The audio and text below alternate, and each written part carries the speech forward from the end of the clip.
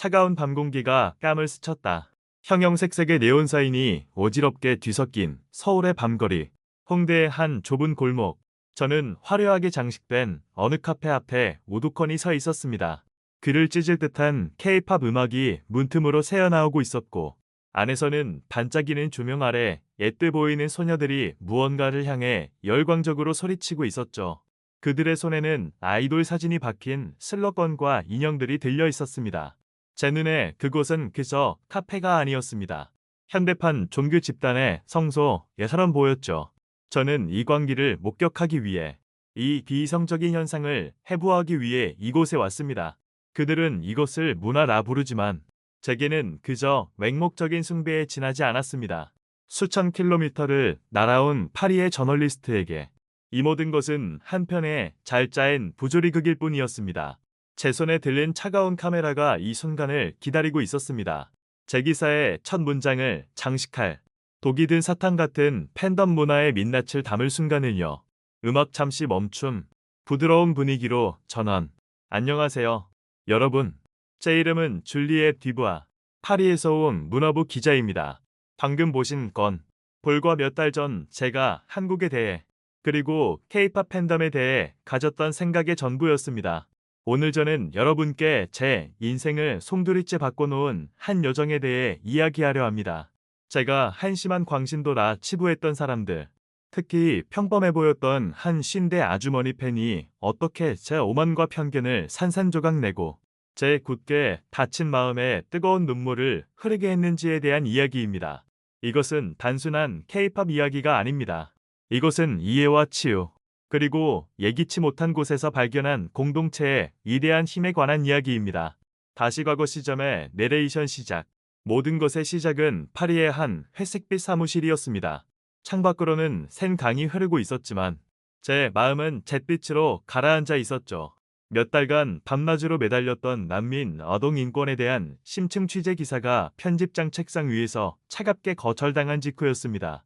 줄리엣, 너무 무거워. 독자들이 이런 걸 원하지 않아. 제 편집장인 앙투아는 서류를 옆으로 밀어내며 말했습니다. 그의 얼굴에는 일말의 미안함도 없었죠. 그는 제 열정과 노력을 그저 팔리지 않는 상품으로 취급했습니다. 저는 분노와 무력감에 휩싸였습니다. 저널리스트로서의 제 신념이 송두리째 부정당하는 기분이었습니다. 그럼 제가 뭘 하길 바라시는데요? 연예인들 스캔들이나 쫓아다닐까요? 제 목소리에는 날이 서 있었습니다.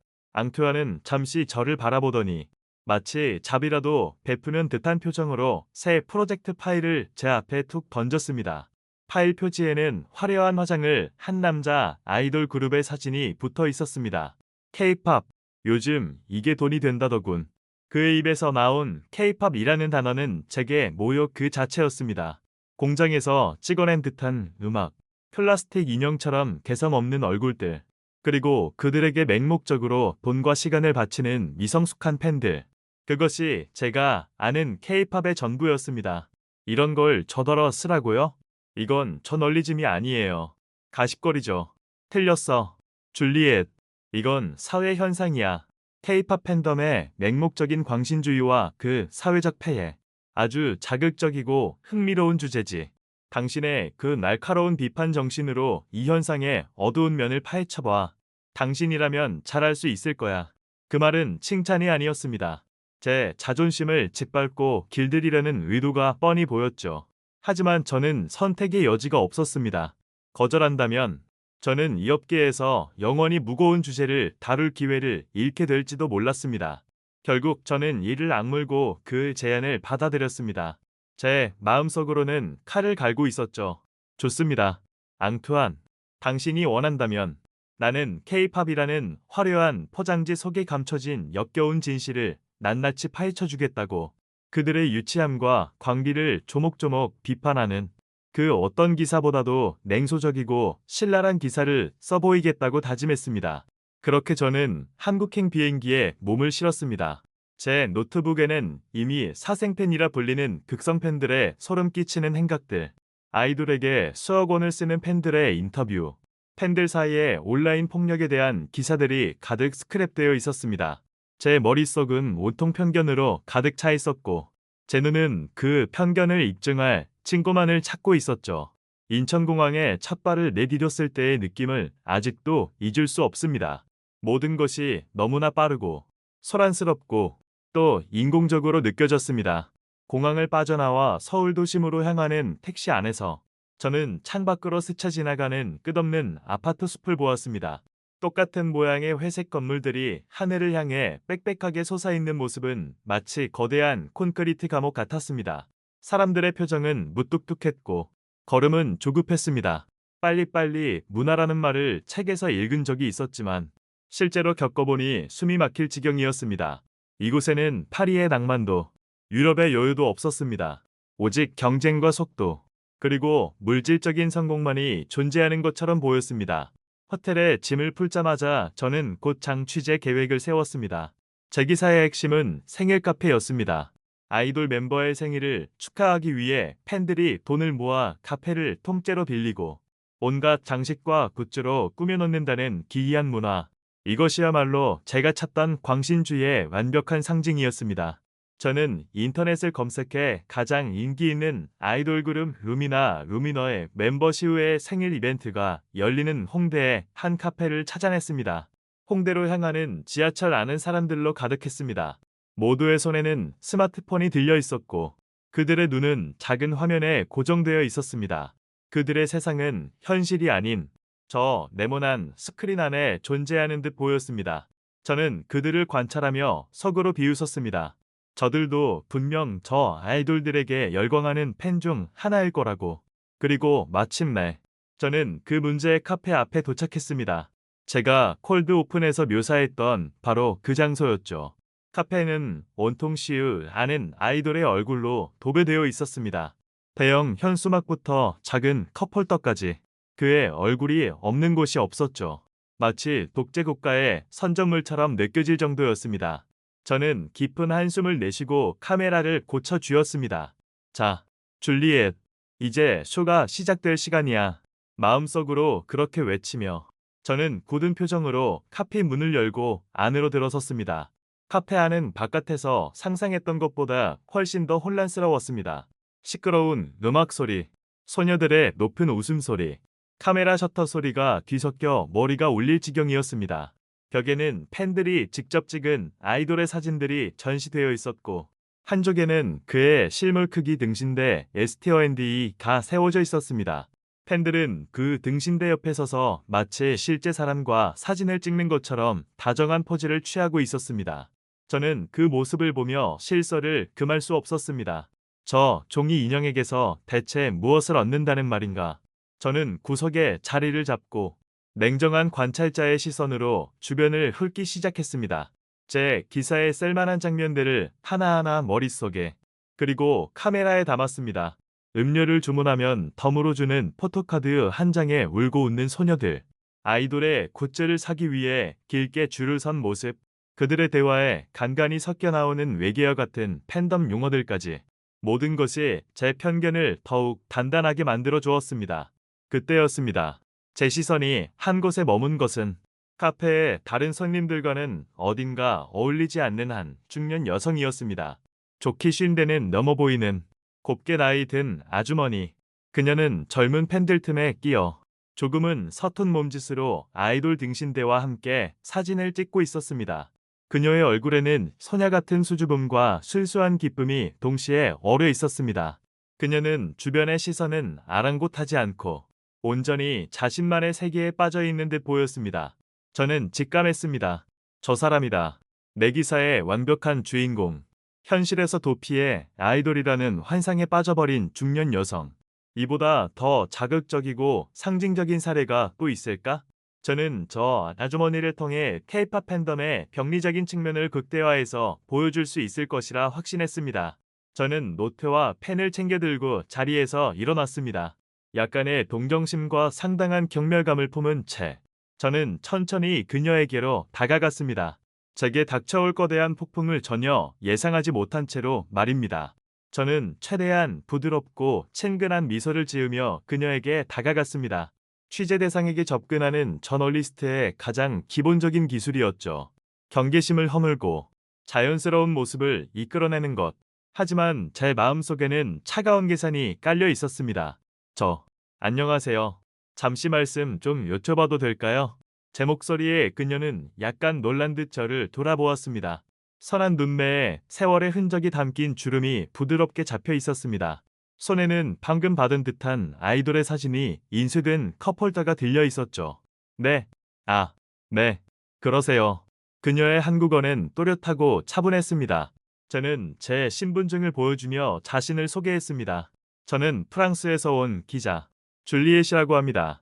K-팝 문화, 특히 팬덤에 대한 기사를 쓰고 있는데 혹시 몇 가지 질문에 답해 주실 수 있을까 해서요. 괜찮으시다면요. 프랑스 기자라는 말에 그녀의 눈이 조금 커졌습니다. 대부분의 사람들은 외국인, 특히 서양에서 온 기자를 만나면 신기해하거나 혹은 약간의 호의를 보이기 마련이었죠. 저는 그 점을 이용하려 했습니다. 어머, 프랑스에서요? 이런 누추한 곳까지. 네, 제가 아는 거라면 얼마든지요. 그녀는 흔쾌히 수락하며 옆자리를 권했습니다. 완벽한 시작이었습니다. 저는 녹음기 어플을 켜고 테이블 위에 스마트폰을 올려놓았습니다. 첫 질문은 가볍게 시작했죠. 이곳 분위기가 정말 열정적이네요. 이런 행사는 자주 참여하시는 편인가요? 그녀는 부드럽게 미소 지었습니다. 네, 우리 시호 생일처럼 특별한 날에는 꼭 오려고 노력하죠. 예쁜 모습을 보면 기분이 좋아지잖아요. 활력도 생기고요. 활력. 저는 속으로 그 단어를 되뇌었습니다. 일상에 지친 중년 여성이 젊은 아이돌에게서 대리만족과 에너지를 얻는다는 제 기사의 논조와 딱 들어맞는 표현이었습니다. 실례지만 이런 활동에 시간이나 비용이 꽤 많이 들 것 같은데요. 주변 분들, 예를 들어 가족분들은 이런 취미에 대해 뭐라고 하시나요? 이것은 제 첫 번째 함정이었습니다. 취미라는 단어로 그녀의 활동을 가볍게 치부하면서 동시에 가족의 반대나 이해 부족 같은 부정적인 반응을 유도하는 질문이었죠. 저는 그녀가 가족들은 잘 이해 못하죠라거나 남편 몰래 하는 거예요 같은 대답을 해주길 기대했습니다. 하지만 그녀의 대답은 제 예상을 완전히 빗나갔습니다. 아, 제 딸 아이가 오히려 더 좋아해요. 이번 생일 카페 이벤트 정보도 딸이 알려준걸요. 가끔은 같이 오기도 하고요. 비용이요? 글쎄요. 어떤 사람들은 골프를 치거나 명품 가방을 사는데 돈을 쓰잖아요. 저는 그 돈으로 제게 기쁨을 주는 일에 투자하는 것뿐이라고 생각해요. 제 행복을 위한 투자라고 할까요? 딸과 함께 온다고? 행복을 위한 투자? 이건 제가 원했던 그림이 아니었습니다. 당황스러움을 감추고 저는 더 노골적인 질문을 던지기로 마음먹었습니다. 이성적인 논리가 통하지 않는다면 감정적인 약점을 파고들어야 했습니다. 솔직히 어떤 사람들은 이런 문화를 현실로부터의 도피라고 보기도 합니다. 어쩌면 외로운 사람들이 아이돌이라는 환상을 통해 위안을 얻는 것이라고요. 이런 비판에 대해서는 어떻게 생각하시나요? 이건 거의 인신공격에 가까운 질문이었습니다. 저는 그녀의 얼굴이 굳거나 불쾌한 기색을 보이리라 예상했습니다. 하지만 그녀는 잠시 생각에 잠기는 듯하더니 놀랍도록 차분한 목소리로 대답했습니다. 도피요. 맞아요. 어떤 면에서는 도피일 수도 있겠네요. 드디어 그녀가 인정했다고 생각하는 순간 그녀의 말이 이어졌습니다. 하지만 줄리엣 씨, 좋은 책을 읽는 것도 아름다운 그림을 감상하는 것도 현실로부터의 도피가 아닌가요? 우리는 예술을 통해 잠시나마 현실의 고단함을 잊고 다른 세상을 경험하잖아요. 중요한 건 무엇으로부터 도망치느냐가 아니라 무엇으로 도피하느냐가 아닐까요? 저는 절망이나 허무함이 아닌 긍정적인 에너지와 아름다움으로 가득한 세상으로 잠시 여행을 오는 거라고 생각해요. 이건 현실을 외면하는 게 아니라 현실을 살아갈 힘을 얻고 돌아가는 과정이에요. 저는 순간 말문이 막혔습니다. 그녀는 도피라는 부정적인 단어를 여행과 치열하는 긍정적인 개념으로 완벽하게 치환해버렸습니다. 그녀의 논리는 너무나 명확하고 설득력이 있어서 저는 잠시 제가 기자인지 아니면 그녀에게 한 수 배우러 온 학생인지 헷갈릴 정도였습니다. 제 머릿속이 복잡해졌습니다. 제가 세워놓은 무지하고 맹목적인 중년 팬이라는 프레임이 조금씩 삐걱거리기 시작했습니다. 저는 흐트러진 마음을 다잡고 다시 공격의 고삐를 쥐었습니다. 어떻게든 그녀의 허점을 찾아내야만 했습니다. 그렇지만 아이돌은 결국 만들어진 이미지잖아요. 기획사에 의해 철저히 관리되고 포장된 상품인데 그런 허상에 감정을 쏟는 것이 공허하게 느껴지지는 않으신가요? 이번에야말로 그녀가 제대로 반박하지 못할 것이라 생각했습니다. 상품과 허상. 이보다 더 본질을 꿰뚫는 단어는 없다고 자신했죠. 그녀는 고개를 저으며 희미하게 웃었습니다. 줄리엣 씨는 문학을 좋아하시나요? 네.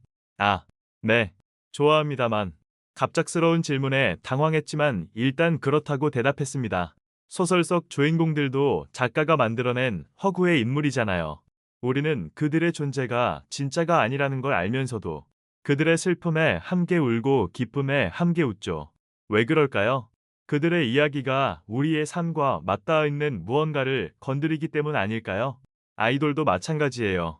물론 그들은 잘 훈련된 전문가들이죠. 하지만 그들의 음악과 무대, 그리고 팬들과 소통하며 보여주는 모습 속에는 분명히 진심이 담겨 있어요. 그리고 우리 팬들은 그 진심의 순간들을 발견하고 응답하는 거고요. 모든 것이 허상이라면 이렇게 많은 사람들이 오랜 시간 동안 위로받고 감동할 수는 없었을 거예요. 쿵. 머리를 한 대 맞은 것 같았습니다. 그녀는 케이팝 아이돌을 소설 속 주인공에 비유하며 그 현상을 예술 수용의 한 형태로 격상시켰습니다. 제가 상업적 상품이라고 폄하했던 것을 그녀는 진심을 담은 텍스트로 이꺼내고 있었습니다. 제 논리가 무너지는 소리가 들렸습니다. 이 사람은 제가 생각했던 그런 부류의 사람이 아니었습니다. 저는 거의 포기하는 심정으로 제 편견에 기반한 마지막 질문을 던졌습니다.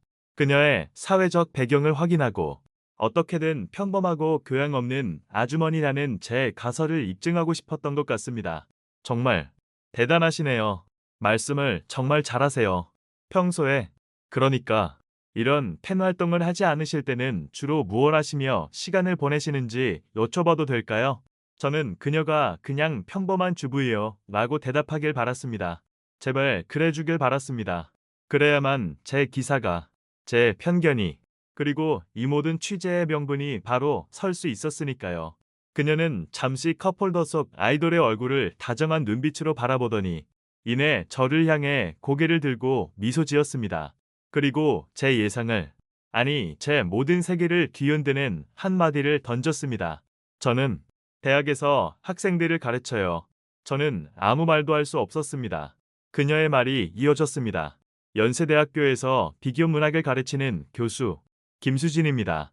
순간 카페 안에 시끄러운 음악 소리가 멀어지고 주변의 모든 것이 슬로우 모션처럼 느껴졌습니다. 연세대학교, 한국 최고의 명문 사학 중 하나, 비교문학, 그리고 교수. 제가 가장 존중하고 선망하는 지성의 세계에 속한 사람이었습니다. 제가 현실 도피에 빠진 외로운 아주머니라 단정했던 제 기사의 완벽한 조롱거리로 삼으려 했던 이 사람이 바로 저보다 훨씬 더 깊은 지성과 통찰력을 가진 학자였습니다. 제 손에 들려있던 펜이 힘없이 테이블 위로 굴러떨어졌습니다. 제 머릿속은 새하얗게 비어버렸고 얼굴은 뜨겁게 달아올랐습니다. 부끄러움이 파도처럼 밀려와 저를 집어삼켰습니다. 저는 그 순간 깨달았습니다.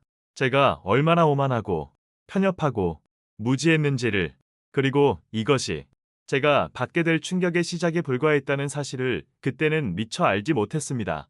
김수진 교수, 그녀가 자신의 신분을 밝힌 순간 저와 그녀 사이에 보이지 않던 벽은 완전히 다른 형태가 되었습니다.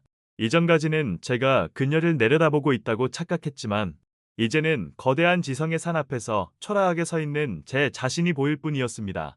카페 안의 소음이 다시 귓가에 맴돌기 시작했지만 제게는 그 어떤 소리도 제대로 들리지 않았습니다. 오직 제 심장이 쿵쾅거리는 소리와 교수라는 단어만이 머릿속을 맴돌았습니다. 저는 간신히 정신을 차리고 떨리는 목소리로 물었습니다. 교수님이요? 정말 죄송합니다. 제가 너무 무례한 질문들을.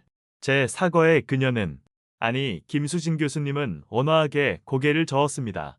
그녀의 눈빛에는 꾸짖음 대신 따뜻한 이해심이 담겨 있었습니다. 아니에요. 줄리엣 씨, 기자로서 당연히 할 수 있는 질문들이었어요. 오히려 제 정체를 미리 밝히지 않아서 놀라게 해드렸네요. 제가 아주머니 팬이라는 익명성 뒤에 숨어서 대화하는 게 더 편할 것 같았거든요. 그래야 줄리엣 씨도 저도 더 솔직해질 수 있을 테니까요.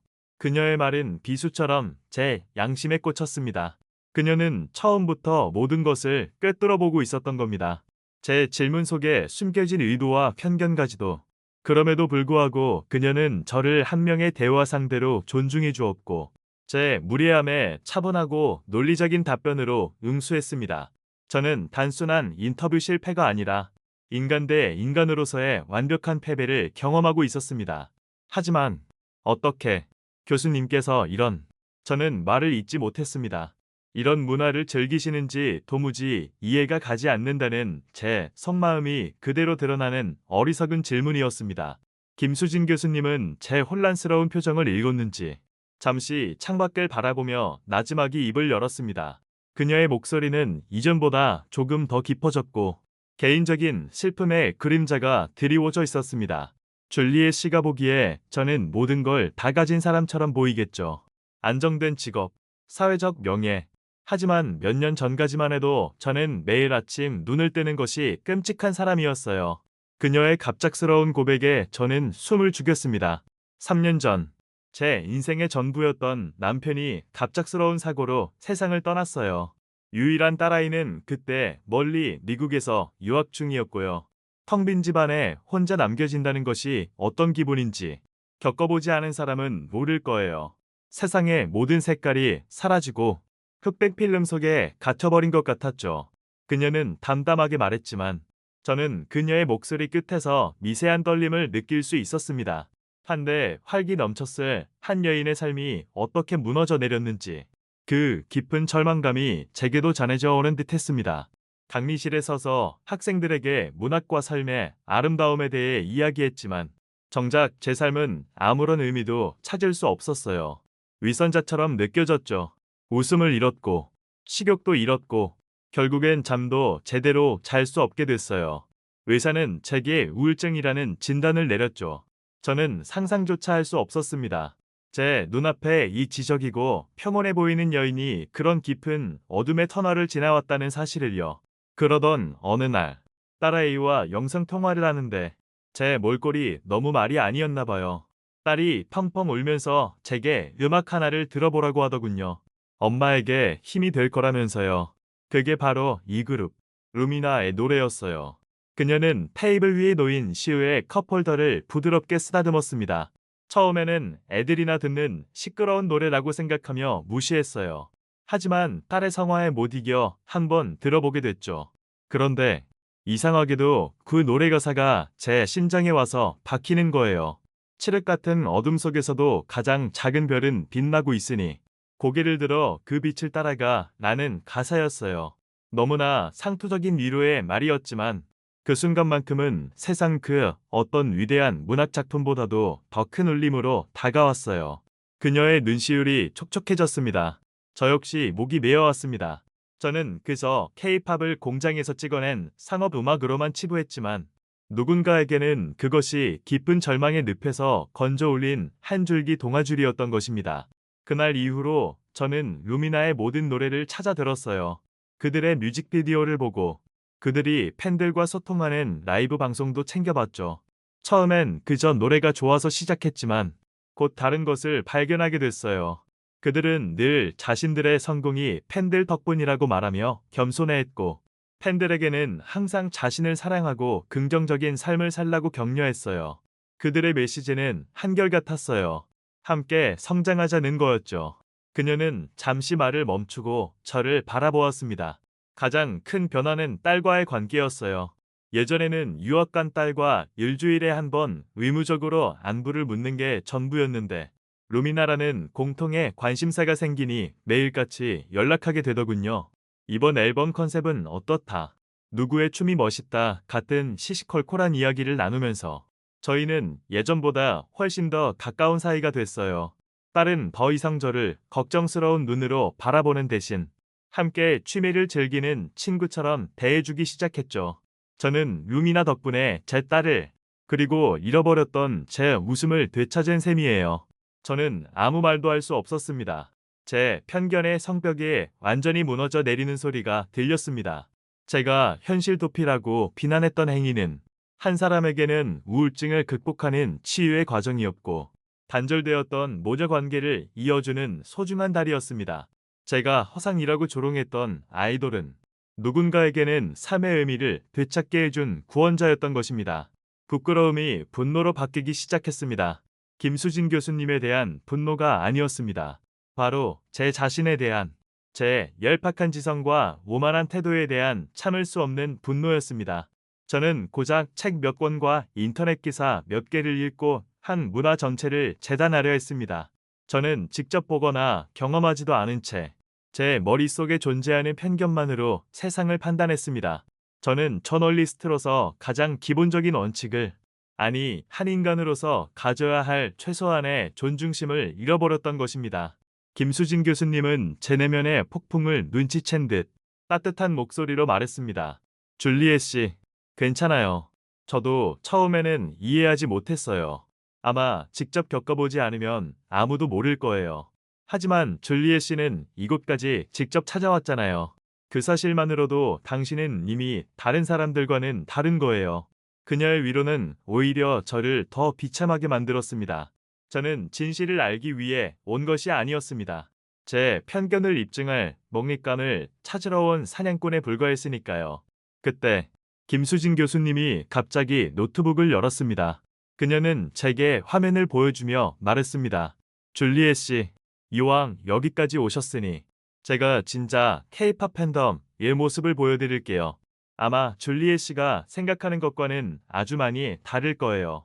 노트북 화면에는 복잡한 엑셀 시트와 파워포인트 파일들이 가득했습니다.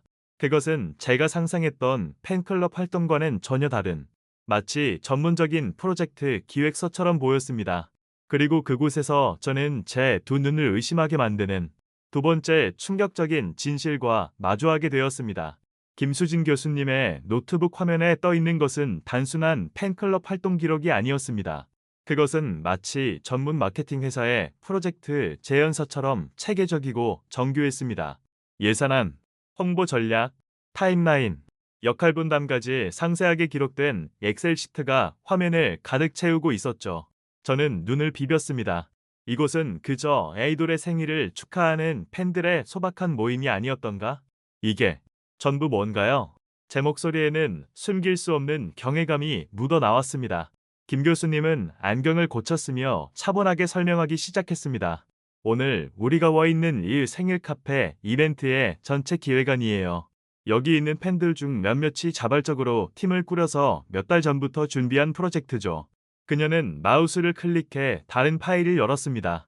화면에는 디자이너가 만든 것처럼 보이는 세련된 포스터 시안과 굿즈 디자인, 카페 공간, 장식 컨셉 아트가 나타났습니다. 팀 안에는 각자의 재능을 살려 역할을 분담해요.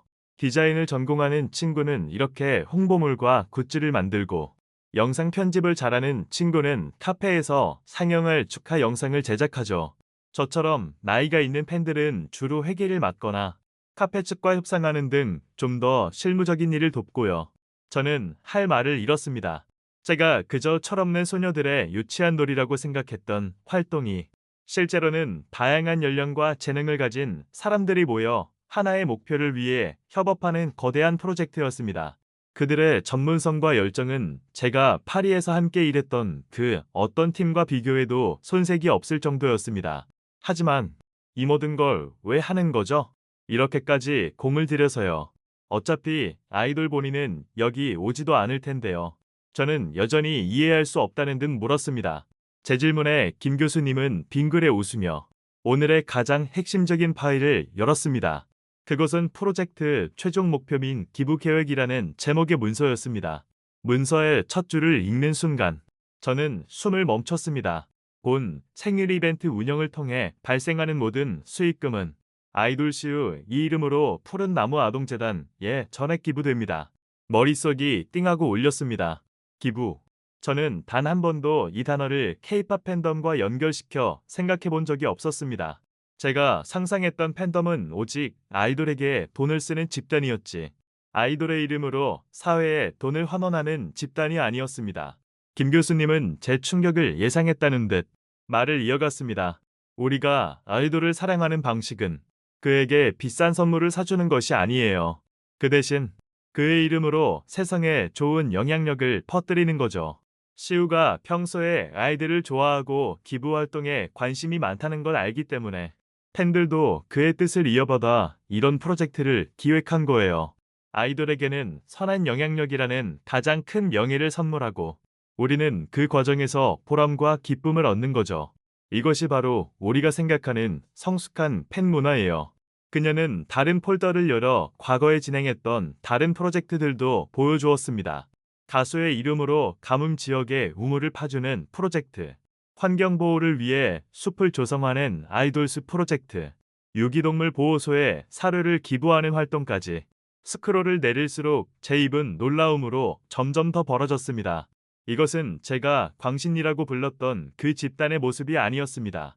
이것은 사회적 기업이나 고에 더 가까운 긍정적인 변화를 만들어내는 강력한 커뮤니티의 모습이었습니다.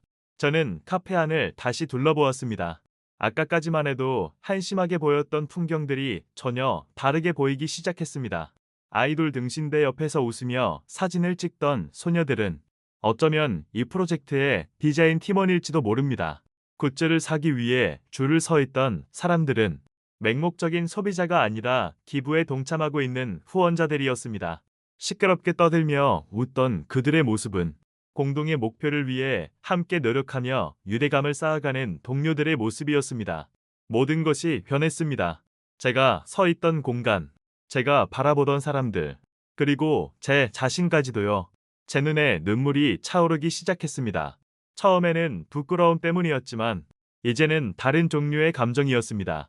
그것은 깊은 감동과 경이로움이었습니다. 저는 이토록 아름다운 공동체의 모습을, 이토록 순수한 선의를 제 편협한 시선으로 왜곡하고 폄하하려 했습니다. 저는 진실을 보려 하지 않고 제가 보고 싶은 것만 보려 했습니다. 왜 이런 이야기는 아무도 해주지 않았죠? 제가 읽은 기사들에는 온통 부정적인 이야기뿐이었는데 저는 거의 울먹이며 물었습니다. 자극적인 이야기가 더 잘 팔리니까요. 줄리엣 씨, 김 교수님의 대답은 담담했지만 날카로웠습니다. 비행기 한 대가 무사히 착륙하는 것은 뉴스가 되지 않지만 한 대가 추락하는 것은 헤드라인이 되죠. 수만 명의 팬들이 묵묵히 선행을 베푸는 것보다 단 한 명의 극성 팬이 저지르는 잘못이 더 사람들의 눈길을 끄는 법이니까요. 그리고 많은 기자들이 졸리엣 씨처럼 미리 답을 정해놓고 현상을 끼워 맞추려고만 하죠. 그녀의 마지막 말은 저를 향한 질책이었습니다. 그리고 저는 그 질책을 달게 받아들여야만 했습니다. 바로 그 순간이었습니다. 제 안에서 무언가가 와르르 무너져 내리는 소리가 들렸습니다. 그것은 수년간 저를 지탱해왔던 기자로서의 자부심, 지식인으로서의 오만이었습니다. 저는 그 잔해 속에서 펑펑 울기 시작했습니다. 카페의 시끄러운 음악 소리도, 주변 사람들의 시선도 아무렇지 않았습니다. 저는 그저 김수진 교수님 앞에서 제가 폄하하려 했던 바로 그 문화의 한복판에서 어린아이처럼 서럽게 울었습니다. 눈물은 제 오만함을 씻어냈고 제 편견을 녹여냈습니다. 그리고 그 눈물이 그친 자리에 새로운 세상이 보이기 시작했습니다. 더 이상 색안경을 끼지 않은 있는 그대로의 진짜 세상이었습니다. 김 교수님은 말없이 제게 휴지를 건네주었습니다. 그녀의 따뜻한 눈빛이 괜찮다고 말해주고 있었습니다. 저는 그녀가 단순한 취재원이 아니라 제 인생의 방향을 바꿔놓은 위대한 스승이라는 것을 깨달았습니다. 제가 울음을 그치고 마음을 추스르자 김 교수님이 물었습니다. 이제 기사를 어떻게 쓰실 건가요? 줄리엣 씨, 저는 고개를 들어 그녀를 바라보았습니다. 그리고 제 마음속에서 이미 결정된 대답을, 제 삶을 바꿀 대답을 천천히 그리고 분명하게 내뱉었습니다. 김수진 교수님의 질문이 카페 안의 소음을 뚫고 제 마음에 깊이 울려 퍼졌습니다. 이제 기사를 어떻게 쓰실 건가요? 그 질문은 단순히 제 직업적인 계획을 묻는 것이 아니었습니다. 그것은 제가 어떤 사람이 될 것인지를, 어떤 진실을 선택할 것인지를 묻는 철학적인 질문이었습니다. 저는 눈물을 닦고 그녀를 똑바로 바라보았습니다. 제 안의 모든 혼란과 부끄러움이 잦아들고 대신 맑고 단단한 무언가가 차오르는 것이 느껴졌습니다. 제가 원래 쓰려던 기사는 전부 버려야겠어요. 제 입에서 나온 말은 조금 떨렸지만 그 어느 때보다 확신에 차 있었습니다. 저는 제가 본 것을 써야 해요. 제가 오늘 이곳에서 느낀 것을요.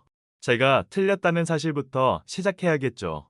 그 말을 뱉는 순간 무거운 짐을 내려놓은 듯한 해방감이 밀려왔습니다. 자신의 실수를 인정하는 것은 고통스러운 일이지만 동시에 자유를 선사하는 일이기도 했습니다. 저는 더 이상 앙투안 편집장의 기대나 잡지의 논조에 얽매일 필요가 없었습니다. 저를 묶고 있던 것은 외부의 압력이 아니라 제 안의 오만과 편견이라는 사실을 깨달았기 때문입니다. 김 교수님은 제 대답을 듣고 처음으로 환한 미소를 보여주었습니다. 그것은 모든 것을 이해한다는, 그리고 저를 지지한다는 따뜻한 미소였습니다. 훌륭한 기자가 될 수 있겠네요. 줄리엣 씨. 그 한마디 칭찬이 제게는 그 어떤 상보다도 값지게 느껴졌습니다. 그날 이후 저는 취재 수첩을 덮었습니다. 대신 마음을 열고 학생이 되기로 결심했습니다. 김 교수님은 제게 기꺼이 가이드가 되어 주었습니다. 우리는 그 생일 카페에서 몇 시간을 더 머물렀습니다. 저는 더 이상 냉소적인 관찰자가 아니었습니다. 저는 그들의 일원이 되어 이벤트 스태프로 일하는 대학생들의 이야기를 들었고 서툰 솜씨로 굿즈 포장을 도왔으며 그들과 함께 유미나의 노래를 따라 불렀습니다. 저는 그곳에서 놀라운 사실들을 발견했습니다. 이벤트를 총괄하던 20살의 대학생은 이번 프로젝트를 통해 처음으로 리더십을 경험하며 자신의 새로운 가능성을 발견했다고 말했습니다. 내성적인 성격 때문에 친구 사귀기를 어려워했던 한 고등학생 팬은 이곳에서 처음으로 마음을 터놓을 수 있는 친구들을 만났다고 수줍게 고백했습니다. 그들에게 팬 활동은 단순한 취미를 넘어 사회성을 배우고 재능을 발견하며 소속감을 느끼는 성장의 장이었습니다. 다음 날, 김 교수님은 저를 특별한 곳으로 데려갔습니다. 바로 어제 그 생일 카페에 수익금이 전달될 푸른 나무 아동 재단이었습니다. 재단의 원장님은 우리를 반갑게 맞아주었습니다. 루미나 팬클럽 분들이시군요. 항상 감사합니다. 작년 겨울에 보내주신 난방비 덕분에 아이들이 정말 따뜻하게 지냈어요. 원장님은 팬클럽의 이름이 익숙하다는 듯 말했습니다. 그는 우리에게 팬들이 보낸 기부금으로 새로 꾸민 도서관을 보여주었습니다. 책장 한쪽에는 루미너 팬클럽 기증이라는 작은 명패가 붙어 있었습니다. 아이들은 그곳에서 밝은 얼굴로 책을 읽고 있었습니다. 한 아이가 제게 다가와 수줍게 물었습니다. 누나도 루미나 팬이에요? 저는 순간 뭐라고 대답해야 할지 몰랐습니다. 하지만 곧 미소를 지으며 고개를 끄덕였습니다. 네, 오늘부터 팬이 되기로 했어요. 아이는 활짝 웃으며 제게 자신이 가장 좋아하는 멤버는 역시 시우라고 속삭였습니다. 저는 그 아이의 해맑은 미소 속에서 제가 파리 사무실에서 잃어버렸던 저널리즘의 진짜 의미를 발견했습니다. 그것은 세상을 비판하고 폭로하는 것만이 아니었습니다. 그것은 세상의 어두운 구석에 숨겨진 따뜻한 빛을 찾아내 사람들에게 알리는 일이기도 했습니다. 제가 그토록 쓰고 싶었던 사람들의 이야기, 세상을 더 나은 곳으로 만드는 힘에 대한 이야기가 바로 이곳에 있었습니다. 저는 한국에 머무는 일정을 연장했습니다.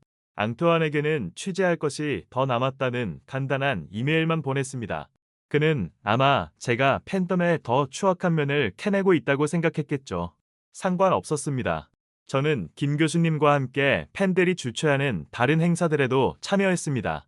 유기견 보호소에서 함께 봉사활동을 하기도 했고 환경보호를 위한 나무 심기 행사에도 따라갔습니다. 그곳에서 저는 정말 다양한 사람들을 만났습니다. 10대 학생부터 저 같은 20대 직장인, 아이를 업고 온 젊은 엄마, 그리고 김 교수님 같은 중장년층까지. 그들은 나이도, 직업도, 살아온 배경도 모두 달랐지만 누군가를 응원하는 순수한 마음이라는 공통점 아래 하나가 되어 있었습니다. 그들은 서로를 님이라는 존칭으로 부르며 존중했고 새로운 사람이 오면 스스럼 없이 말을 걸고 챙겨주었습니다. 그곳에는 제가 속해 있던 파리의 지적인 살롱에서 느끼던 미묘한 경쟁심이나 서열의식 같은 것은 존재하지 않았습니다. 오직 따뜻한 환대와 동지애만이 가득했습니다. 가장 충격적이었던 순간은 한 팬이 제게 해준 이야기였습니다. 루미나의 멤버 중 한 명이 과거에 학교 폭력의 피해자였다는 사실을 어렵게 고백한 적이 있다고 합니다. 그 고백 이후 팬덤 내부에서는 자발적으로 학교 폭력 근절 캠페인이 시작되었습니다. 그들은 전문 상담가들을 초빙해 온라인 강연을 열고 피해 학생들을 위한 모금 활동을 벌였으며 관련 법안 개정을 촉구하는 청원 운동까지 진행했습니다. 우리가 좋아하는 아티스트가 겪었던 아픔을 다른 누군가가 다시 겪게 할 수는 없으니까요. 그의 음악이 우리를 위로했듯이 이제는 우리가 그의 이름으로 세상을 위로하고 싶었어요. 그 팬의 말을 듣는 순간 저는 온몸에 전율을 느꼈습니다. 이것은 단순한 팬 활동이 아니었습니다. 이것은 사회적 연대이자 아픔을 긍정적인 에너지로 승화시키는 위대한 움직임이었습니다. 그들은 아이돌을 숭배하는 것을 넘어 그의 철학을 공유하고 실천하는 동반자가 되어주고 있었습니다. 파리에 있는 동안 저는 팬덤을 집단이라는 단어로만 이해했습니다. 비이성적이고 맹목적이며 때로는 위험하기까지 한 군중. 하지만 제가 한국에서 발견한 팬덤은 커뮤니티였습니다. 서로의 재능을 존중하고 슬픔을 나누며 더 나은 세상을 만들기 위해 함께 행동하는 공동체. 저는 깨달았습니다. K-팝 산업의 성공 비결은 단지 잘생긴 외모나 중독적인 멜로디에 있는 것이 아니었습니다. 그것은 바로 이 팬덤, 즉 아티스트와 팬이 서로에게 긍정적인 영향을 주고받으며 함께 성장하는 독특한 관계에 있었습니다. 이것은 서구의 수직적인 스타와 팬 관계와는 완전히 다른 수평적이고 상호적인 새로운 종류의 문화였습니다. 한국에서의 마지막 날 밤. 저는 호텔 방에 앉아 하얀 노트북 화면을 마주했습니다. 수많은 생각과 감정이 머릿속을 스쳐 지나갔습니다. 김수진 교수님의 깊은 눈빛, 재단 A의 순수한 미소, 함께 땀을 흘리며 나무를 심던 팬들의 건강한 웃음소리. 저는 더 이상 무엇을 써야 할지 망설이지 않았습니다. 제 손가락이 키보드 위에서 춤을 추기 시작했습니다. 이것은 앙투안을 위한 기사가 아니었습니다. 이것은 파리의 동료들을 위한 기사도 아니었습니다. 이것은 저 자신을 위한, 제가 잃어버렸던 진실과 양심을 되찾는 과정을 담은 제 인생의 가장 정직한 고백서였습니다. 기사의 첫 문장은 이렇게 시작되었습니다. 나는 K-팝을 경멸하기 위해 한국에 왔다. 그러나 나는 그곳에서 나 자신을 경멸하게 되었다. 그 첫 문장을 쓰고 난 후 저는 잠시 숨을 골랐습니다. 그것은 단순한 문장이 아니었습니다. 제 과거와의 결별 선언이자 새로운 저널리스트로서의 탄생을 알리는 신호탄이었습니다. 저는 더 이상 현상을 멀리서 관망하고 비판하는 방관자가 아니었습니다. 저는 기꺼이 이야기의 중심부로 걸어 들어가 그들의 심장 소리를 듣고 그들의 눈물을 느끼며 그들의 기쁨을 함께 나누는 참여자가 되었습니다. 제 손가락은 멈추지 않았습니다. 지난 며칠간 제가 보고 듣고 느꼈던 모든 것들이 활자 위에서 생생하게 살아 움직였습니다. 홍대의 작은 생일 카페에서 시작된 이야기는 김수진 교수님의 깊은 고백을 지나 푸른 나무 아동재단의 해맑은 아이들을 거쳐 학교 폭력 근절을 위해 목소리를 높이는 팬들의 용기 있는 행동으로 이어졌습니다. 저는 제가 만났던 팬 한 명 한 명의 이야기를 조심스럽게 기사에 담았습니다. 리더십을 배우던 대학생, 처음으로 친구를 사귄 고등학생, 아이돌을 통해 딸과 다시 가까워진 김 교수님. 저는 그들을 광신도나 소비자가 아닌 각자의 삶에서 고군분투하며 공동체 안에서 위로와 성장을 찾아가는 입체적인 개인으로 묘사했습니다. 기사에서 가장 공을 들인 부분은 선한 영향력이라는 개념을 설명하는 것이었습니다. 저는 K-팝 팬덤이 어떻게 아이돌의 긍정적인 메시지를 사회적 실천으로 연결시키는지 그 구체적인 메커니즘을 분석했습니다. 이것은 맹목적인 추종이 아니었습니다. 이것은 내가 사랑하는 아티스트를 더 빛나게 만들고 싶다는 성숙한 애정에서 비롯된 고도로 조직화된 자발적 시민운동에 가까웠습니다. 그들은 기부와 봉사활동을 통해 자신들이 사랑하는 아이돌의 사회적 가치를 높였고 그 과정에서 팬으로서의 자부심과 공동체 의식을 함양했습니다. 아이돌과 팬이 서로를 성장시키는 이 선순환 구조야말로 제가 발견한 K-팝 문화의 가장 위대한 핵심이었습니다. 저는 제 기사가 프랑스 독자들에게 그리고 냉소적인 앙투안에게 어떻게 받아들여질지 생각했습니다. 아마 대부분은 충격을 받거나 믿지 않으려 할지도 모릅니다. 어쩌면 저는 업계에서 조롱거리가 될 수도 있겠죠. 감상에 빠져 저널리스트의 본분을 잊어버린 여자라고 비난받을지도 모릅니다. 하지만 두렵지 않았습니다. 저는 진실의 편에 서 있었기 때문입니다.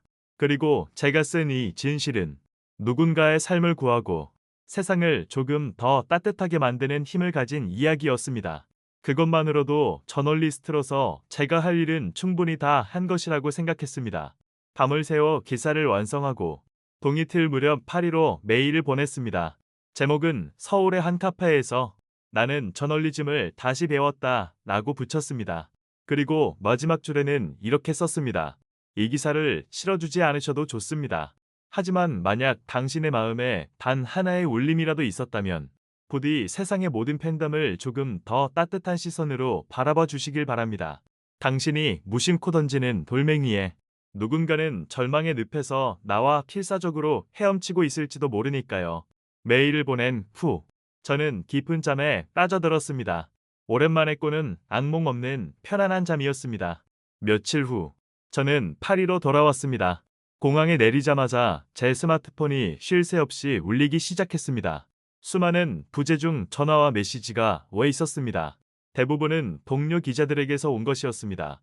무슨 일이 생긴 건지 불안한 마음으로 사무실로 향했습니다. 사무실 문을 열자 모든 직원들이 일제히 저를 바라보았습니다. 잠시 정적이 흘렀고 곧이어 박수 소리가 터져나왔습니다. 저는 어리둥절한 표정으로 그 자리에 서 있었습니다. 동료들이 제게 다가와 어깨를 두드리며 말했습니다. 줄리엣, 기사 정말 대단했어. 읽는 내내 소름이 돋았어. 올해 최고의 기사야. 그때 앙투안이 자신의 사무실에서 걸어 나왔습니다. 그는 평소에 냉소적인 표정 대신 복잡하고 미묘한 얼굴을 하고 있었습니다. 그는 제게 다가와 잠시 저를 말없이 바라보더니 나지막이 입을 열었습니다. 자네 기사 온라인판에 올리자마자 서버가 다운될 뻔했어. 댓글이 수천 개가 달리고 전 세계 K-팝 팬들이 자신의 언어로 번역해서 퍼가고 있어. 저는 제 귀를 의심했습니다. 자네 덕분에 우리 잡지 웹사이트 트래픽에 역대 최고치를 기록했어. 광고 문의도 빗발치고 있고 무엇보다 그는 잠시 말을 멈추고 제 눈을 똑바로 쳐다보았습니다. 내 딸 아이가 어젯밤에 처음으로 나에게 자기가 좋아하는 아이돌에 대해 이야기하더군. 자네 기사를 읽고 용기를 냈다고 하면서 그 순간 앙투안의 눈시울이 붉어지는 것을 보았습니다. 냉철하고 이성적이기만 하던 늘 저를 짓누르던 그 편집장의 모습이 아니었습니다. 그는 그저 서툰 아버지의 얼굴을 하고 있었습니다. 고맙다. 줄리엣, 나에게 좋은 기사를 줘서 그리고 좋은 아버지가 될 기회를 줘서 저는 아무 말도 할 수 없었습니다. 그저 고개를 끄덕일 뿐이었습니다. 제 기사가 단순한 화제거리를 넘어 누군가의 다친 마음을 열고 단절된 관계를 이어주는 다리가 되었다는 사실이 믿기지 않았습니다. 이것이야말로 제가 저널리스트로서 꿈꿔왔던 가장 큰 보상이었습니다. 그날 이후 제 삶은 완전히 바뀌었습니다. 저는 더 이상 자극적이고 비판적인 기사만을 쫓지 않았습니다. 대신 세상 곳곳에 숨겨진 긍정적인 공동체와 그들의 선한 영향력을 찾아 나서는 기자가 되었습니다. 저는 K-팝 팬덤뿐만 아니라 온라인 게임 커뮤니티, 스포츠 팬클럽, 지역봉사단체 등 다양한 공동체의 이야기를 기사로 썼습니다. 저는 그들의 이야기 속에서 제가 한국에서 발견했던 것과 같은 따뜻함과 연대의 힘을 계속해서 발견할 수 있었습니다. 물론 제 기사를 싫어하는 사람들도 있었습니다. 저를 감성파리 기자라고 비난하는 댓글도 여전히 달렸습니다. 하지만 저는 더 이상 흔들리지 않았습니다. 저는 서울의 한 카페에서 제가 만났던 모든 사람들로부터 세상을 바라보는 새로운 눈을 선물 받았기 때문입니다. 그리고 제 삶에서 가장 큰 변화는 바로 저 자신이 루미나의 팬, 즉 플로라가 되었다는 것입니다. 저는 이제 김수진 교수님과 거의 매일같이 메시지를 주고받으며 루미나의 새로운 소식을 공유합니다. 가끔은 파리에서 열리는 팬들의 작은 모임에 나가기도 합니다. 그곳에서 저는 더 이상 외로운 저널리스트 줄리엣이 아닌 그저 루미나를 사랑하는 플로라 중 한 명이 됩니다. 저는 제 노트북 바탕화면에 한 장의 사진을 저장해 두었습니다. 홍대의 그 생일 카페에서 김수진 교수님과 함께 아이돌 등신대 옆에서 환하게 웃고 있는 제 사진입니다. 오만과 편견으로 가득 찼던 과거의 저와 새로운 진실을 마주하고 눈물을 흘린 후 다시 태어난 현재의 제가 공존하는 사진. 저는 가끔 그 사진을 들여다보며 스스로에게 다짐합니다. 절대로 섣불리 판단하지 말 것. 항상 마음을 열고 귀를 기울일 것. 그리고 세상의 모든 존재를 존중하고 사랑할 것. 이것이 K-팝이 그리고 한국의 평범한 아주머니 팬이 제게 가르쳐준 제 인생을 바꾼 가장 위대한 교훈입니다. 그날의 깨달음 이후 몇 년의 시간이 흘렀습니다.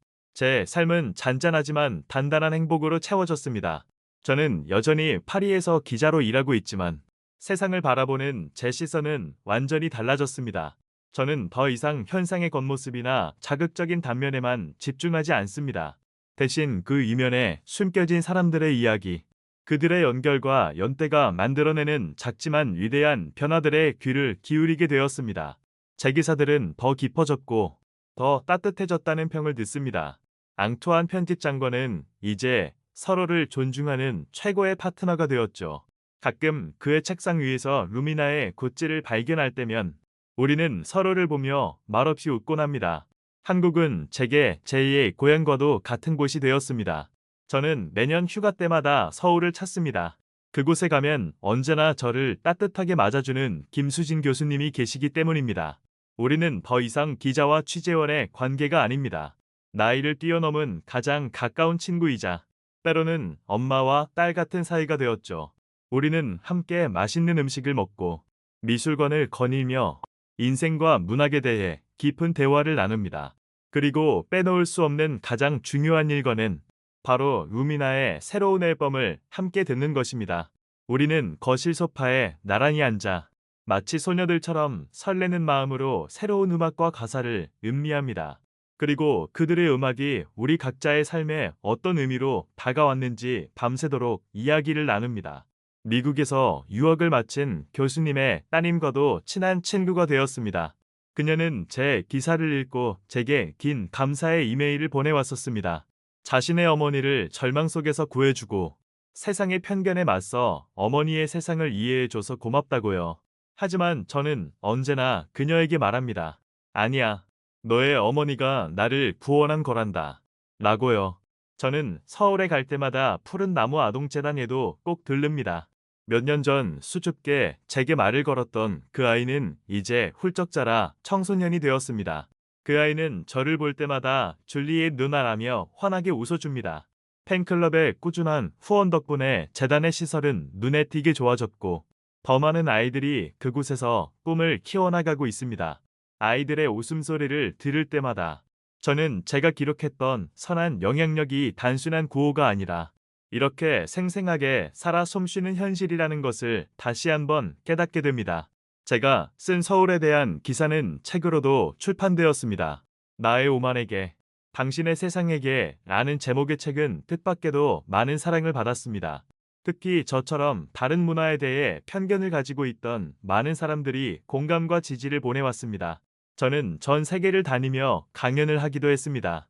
저는 제 부끄러운 과거를 숨기지 않고 솔직하게 고백하며 이해와 존중의 중요성에 대해 이야기합니다. 가장 기억에 남는 순간은 독일의 한 대학에서 강연을 했을 때였습니다. 강연이 끝나고 백발이 성성한 한 노신사께서 제게 다가왔습니다. 그는 자신을 사회학을 가르치는 교수라고 소개하며 제게 악수를 청했습니다. 당신의 책을 읽고 큰 감명을 받았습니다. 나는 평생을 집단 심리에 대해 연구해왔지만 늘 그 부정적인 측면에만 집중해왔어. 당신 덕분에 집단이 가진 긍정적인 힘, 즉 공동체의 치유력에 대해 다시 생각해보게 되었어. 고맙소. 젊은 기자 양반. 그의 말을 듣는 순간 저는 다시 한번 눈시울이 뜨거워졌습니다. 제가 서울의 작은 카페에서 얻은 작은 깨달음이 이렇게 나비효과처럼 퍼져나가 또 다른 누군가의 생각에 영향을 미치고 있다는 사실이 경이로웠습니다. 물론 제 삶이 언제나 행복하기만 한 것은 아닙니다. 때로는 여전히 제 기사에 대한 악의적인 비난에 상처받기도 하고 세상의 높은 편견의 벽 앞에서 무력감을 느끼기도 합니다. 그럴 때마다 저는 제 노트북 바탕화면의 사진을 들여다봅니다. 김수진 교수님과 나란히 서서 어색하지만 행복하게 웃고 있는 제 모습. 그 사진은 제게 언제나 같은 말을 건넵니다. 괜찮아. 줄리엣. 너는 혼자가 아니야. 네. 저는 혼자가 아닙니다. 제게는 이제 국경을 넘어 마음을 나눌 수 있는 수많은 친구들이 생겼습니다. 그들은 저와 같은 플로라이기도 하고 제 책의 독자이기도 하며 제가 기사로 썼던 다른 공동체의 일원들이기도 합니다. 우리는 서로의 삶을 응원하고 지지하며 함께 더 나은 세상을 꿈꿉니다. 저는 가끔 상상해 봅니다. 만약 몇 년 전 제가 앙투안의 제안을 거절했다면 어땠을까? 만약 제가 홍대의 그 카페에 가지 않았더라면?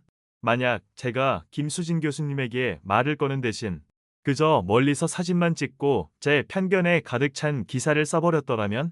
아마 저는 여전히 파리의 사무실에서 냉소적인 기사를 쓰며 세상과 단절된 채 저 자신의 지성에 갇혀 살고 있었을 겁니다. 제 삶은 성공적으로 보였을지는 몰라도 분명 공허하고 외로웠을 겁니다. 저는 어쩌면 제 인생의 가장 중요한 진실을, 가장 따뜻한 사람들을 영원히 놓쳐버렸을지도 모릅니다. 생각하면 아찔합니다. 한순간의 선택이, 한 번의 만남이 한 사람의 인생을 얼마나 극적으로 바꿀 수 있는지 이제 저는 압니다. 세상을 바꾸는 것은 거대한 담론이나 이대한 영웅이 아니라는 것을요.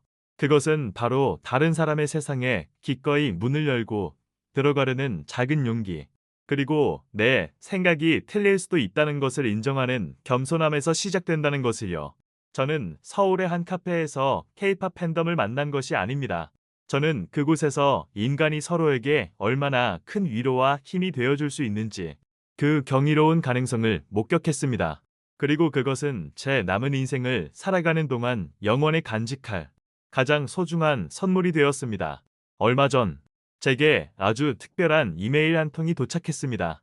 발신인은 루미나의 소속사였습니다. 그들은 제 책을 인상 깊게 읽었다며 루미나의 데뷔 10주년 기념 다큐멘터리 제작에 자문 역할로 참여해 줄 수 있겠냐는 제안을 해왔습니다.